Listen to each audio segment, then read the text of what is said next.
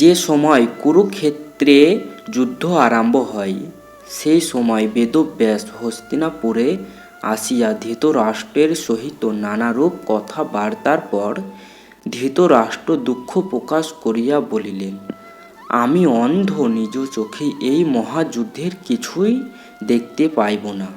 বেদব্যাস বলিলেন, এই যুদ্ধের যাহা কিছু ঘটনা বলি তৎসমুদয় জ্ঞানী সঞ্জয়কে জিজ্ঞাসা করিলে সমস্তই জানিতে পারিবে। আমি তাহাকে দিব্য দৃষ্টি প্রদান করিতেছি, তাহার ফলে সঞ্জয় গৃহে বসিয়া সমস্ত যুদ্ধের ঘটনা দিব্য চক্ষে দেখিয়া তোমার সকল প্রশ্নের উত্তর দিতে পারবে। উহা বলিয়া তিনি তপবনে চলিয়া গেলেন। আমরা গীতা বা ভগবদ্গীতায় যাহা দেখিতে পাই, তাহা স্বয়ং ভগবান শ্রীকৃষ্ণের মুখের বাণী। কুরুক্ষেত্রে উপস্থিত আত্মীয় স্বজন দেখিয়া যুদ্ধে বিরত অর্জুনকে শ্রী ভগবান যে উপদেশ প্রদান করিয়াছিলেন, তাহার নাম গীতা। সঞ্জয় ব্যাসদেব কর্তৃক দিব্য দৃষ্টি লাভ করিয়া তাহার প্রাসাদে আসিয়াই ধৃতরাষ্ট্রকে যাহা বলিয়াছিলেন, আমরা তাহা প্রকাশ করিতেছি। প্রথম অধ্যায়ে অর্থাৎ গীতার সূচনায় যে ঘটনা ঘটিয়াছিল তাহা প্রকাশ করিতেছি। কুরুক্ষেত্রে প্রবেশ করিয়া অর্জুন উভয় সেনাদলে আত্মীয় স্বজনকে যুদ্ধার্থে প্রস্তুত দেখিয়া গাণ্ডীব ধনু ত্যাগ করিয়া যুদ্ধে বিরত থাকিয়া শ্রীকৃষ্ণকে বলিলেন, হে কৃষ্ণ, যুদ্ধে অবগত এই আত্মীয় স্বজনকে দেখিয়া আমার শরীর অবসন্ন হইয়া পড়িতেছে। আমি কিছুতেই এ যুদ্ধ করিতে পারিব না। যদি এইভাবে যুদ্ধ করিয়া জয়লাভ করি, তাহাতে কি লাভ? কুলক্ষয় করা পাপ। তাই তোমায় আমি মিনতি করিতেছি, আমায় এ পাপ কার্য নিয়োজিত করিও না। তখন ভগবান শ্রীকৃষ্ণ বিষাদগ্রস্ত অর্জুনকে পাপ, পুণ্য, কর্তব্য ও অকর্তব্যের নিগূঢ় তত্ত্ব কথা বুঝালেন এবং বলিলেন, তুমি যাহা বলিতেছ তাহা অতি সত্য। যুদ্ধ করিতে হইলে উভয় পক্ষেরই মৃত্যু হইবে, তাহাতে কোনো ভুল নাই। কিন্তু এই মৃত্যু কাহাকে বলে? মানুষ প্রথমে জন্ম লয় শিশুরূপে, ক্রমে তাহার শৈশব, কৈশোর, যৌবন অতীত হইয়া বার্ধক্য উপনীত হয়। এই রূপে মৃত্যু ও মনুষ্যের আর এক পর্যায় দেহ পূর্বরূপ হইতে অন্য রূপে পরিবর্তিত হয়। এই পরিবর্তনের ফলে দেহ অন্য রূপ প্রাপ্ত হয়, কিন্তু আত্মার কোনো পরিবর্তন হয় না। আত্মার ক্ষয় ও মৃত্যু নাই। এই জন্য জ্ঞানীজন নশ্বর জীবনের জন্য কোনোদিন শোক প্রকাশ করেন না। লোকে যেমন পুরাতন বস্ত্র কাপড় ফেলিয়া পুনঃ নতুন বস্ত্র পরিধান করে, সেইরূপ আত্মা ও জীর্ণ দেহ ত্যাগ করিয়া নবদেহ ধারণ করে। অবিনেশ্বর আত্মা ও জীর্ণ দেহ ত্যাগ করিয়া নবদেহ ধারণ করে। অবিনেশ্বর আত্মা ধরা ছোঁয়ার বাহিরে, কারণ আত্মা অদৃশ্য, উহা চক্ষুই দেখা যায় না। আমরা আমাদের মন ও ইন্দ্রিয়ের দ্বারা আত্মা দেখিতে পাই না। যোগ জ্ঞান বা ব্রহ্মজ্ঞানের অভিনিবেশই এই আত্মার দর্শন লাভের জন্য। কর্মই ধর্ম, অতএব কর্ম সকলকেই করিতে হয়, উহাতে ব্রহ্মজ্ঞানী ও বাদ যায় না। তবে ব্রহ্মজ্ঞানের কর্ম নিষ্কাম। ভগবান শ্রীকৃষ্ণ অর্জুনকে এই রূপে নিষ্কাম ভাবে যুদ্ধ করিয়া ক্ষত্রিয়ের ধর্ম পালন করিতে বলিলেন।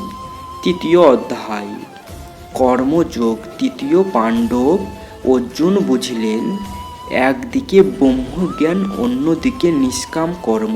তিনি এই দুইটি কথা শুনিয়া বিভ্রান্ত হইয়াছিলেন।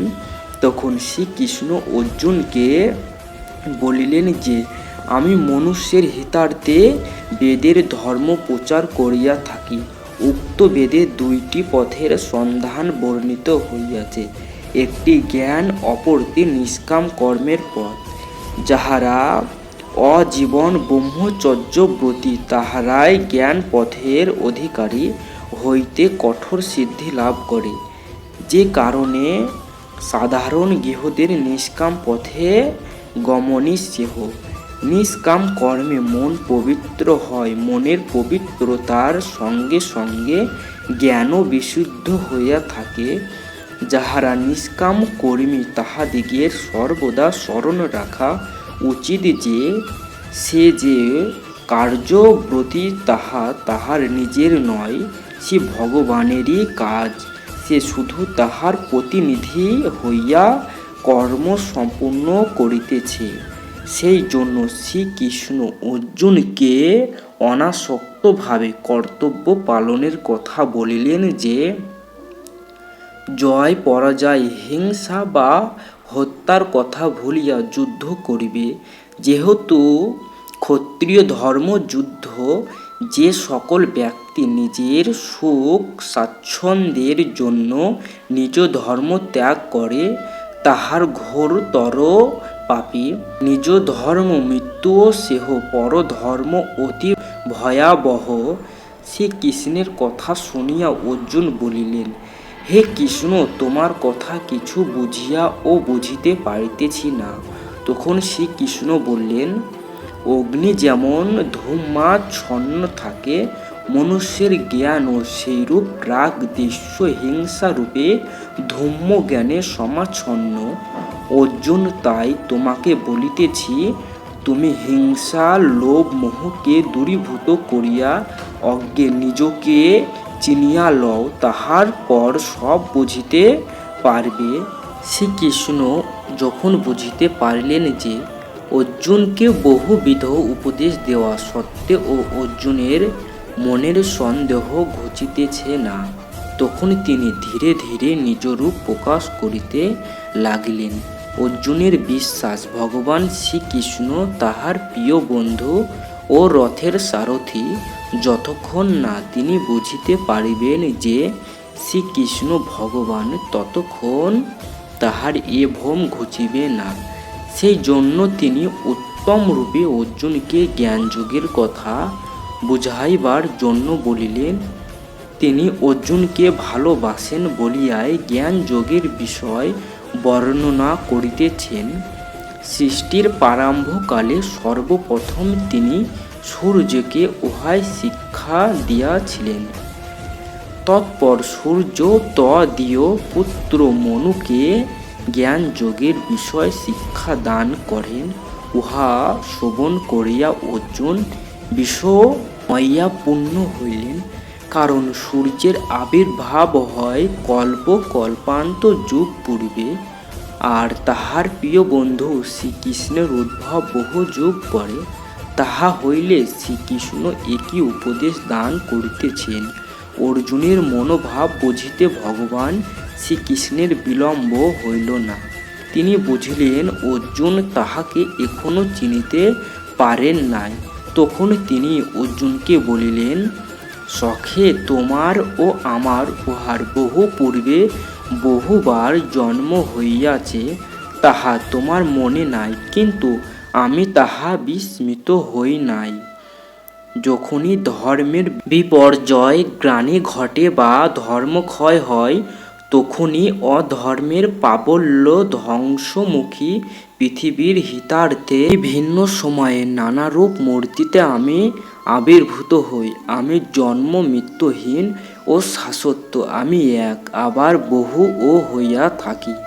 আমি নিষ্কাম কর্মের আদর্শ স্থাপনের জন্য বাসুদেবের গৃহে জন্ম লাভ করিয়া বহু কেশ উপভোগ করিয়াছি এবং তোমার রথের সারথ্য গ্রহণ করিয়াছি। যিনি এই স্বরূপ জ্ঞাত হইয়াছেন, তিনি মুক্তি লাভে সমর্থ হইয়াছেন।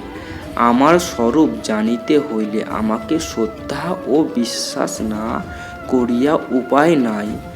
শ্রদ্ধাবিহীন ব্যক্তি কদাচ জ্ঞান লাভে সামর্থ্য হয় না।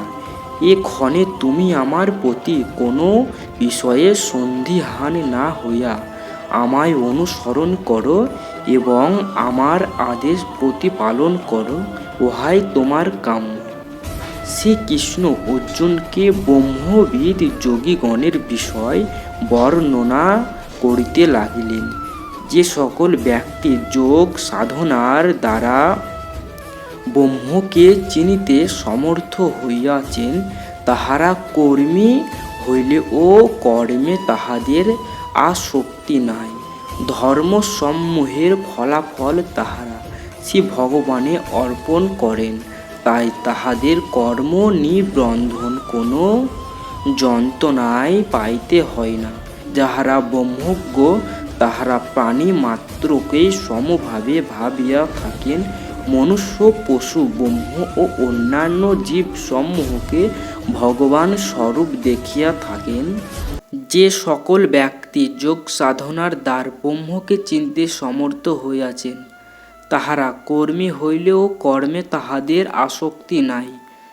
ধর্মসমূহের ফলাফল তাহারা শ্রী ভগবানে অর্পণ করেন, তাই তাহাদের কর্ম নিবন্ধন কোনো যন্ত্রণায় পাইতে হয় না।